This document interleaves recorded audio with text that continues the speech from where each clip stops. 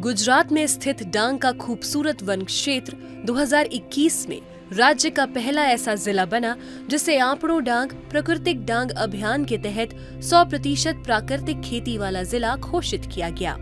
सरकार की मदद और प्रशिक्षण के साथ डांग के किसान प्राकृतिक खेती के तरीके को अपनाने लगे हैं, जिससे उनकी आर्थिक स्थिति में काफी सुधार हो रहा है। भूरापानी गांव के किसान यशवंत भाई सहारे डांग के सफल किसानों में से एक हैं। उन्होंने रासायनिक खाद के हानिकारक प्रभावों को समझा और कृषि विभाग के सहयोग से गुजरात और अन्य राज्यों में प्राकृतिक खेती, पशुपालन और प्राकृतिक खाद बनाने के तरीकों का प्रशिक्षण लिया।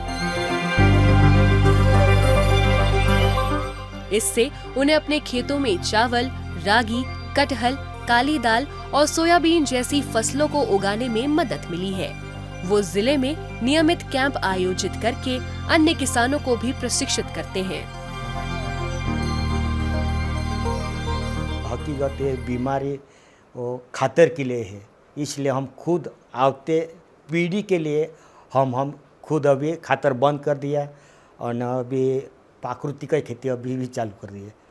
पर अभी सुभाष पालेकर ने हमने तालीम ली कि अड़सिया बैक्टीरिया कैसा है ज़मीन में वो जीवित करने के लिए हमको खुद सीखा, खुद हमें वापरता है अभी।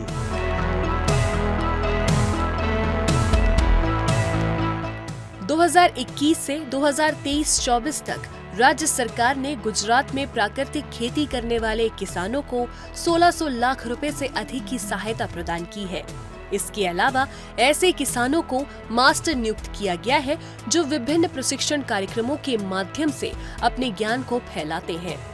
इससे किसानों को नवीनतम तकनीकों और कल्याण योजनाओं के बारे में जानकारी मिलती रहती है।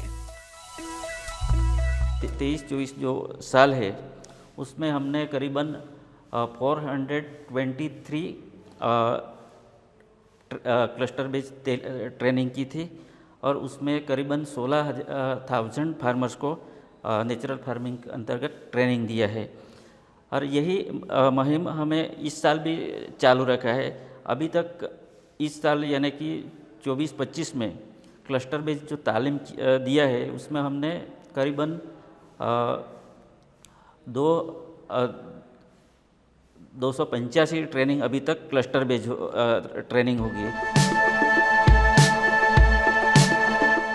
डांग के किसान मशीनीकरण योजनाओं का भी लाभ उठा रहे हैं। ग्राम सेवकों की मदद से किसान ट्रैक्टर, रोटावेटर, थ्रेशर और शेडर पर सब्सिडी के लिए ऑनलाइन पोर्टल पर आवेदन करते हैं। अहेवा के किसान सीताराम भाई भी एक ऐसे किसान हैं जिन्होंने मशीनीकरण योजना का लाभ उठाया है, जिससे उन्हें ट्रैक्टर और रोटावेटर खरीदने में आसानी हुई। उनकी बहू कुसुम जो मास्टर डिग्री होल्डर है, लेकिन वो पारिवारिक खेती में भी शामिल है और प्रशिक्षण कार्यक्रमों में भाग लेती है। वो बताती है कि कैसे आधुनिक कृषि उपकरणों ने समय और लागत दोनों की बचत की है। हमारे यहाँ लोग गरीब परिस्थिति में रहते हैं, तो जो कुछ साधन लेना होता है वो हम खुद नहीं ले पाते, तो सरकार हमें मदद करती है तो हम वो साधन खरीद सकते हैं और उसका उपयोग हम खेती में कर सकते हैं, तो हमें सरल होता है। हमें ट्रैक्टर में सरकार तरफ से हमें खेतीबाड़ी जो विभाग होता है जिला में, उससे हमें ट्रैक्टर का सब्सिडी मिली थी, 45,000 जैसा मिला था, और रोटावेटर में भी मिला था हमें 42,000, और क्वालिटी में भी हमें 16,000 जैसा मिला था सब्सिडी हमें मिली थी, तो हमें साधन खरीद के अभी काम कर रहे हैं, थोड़ा बहुत हमें आवक भी मिल रहा है।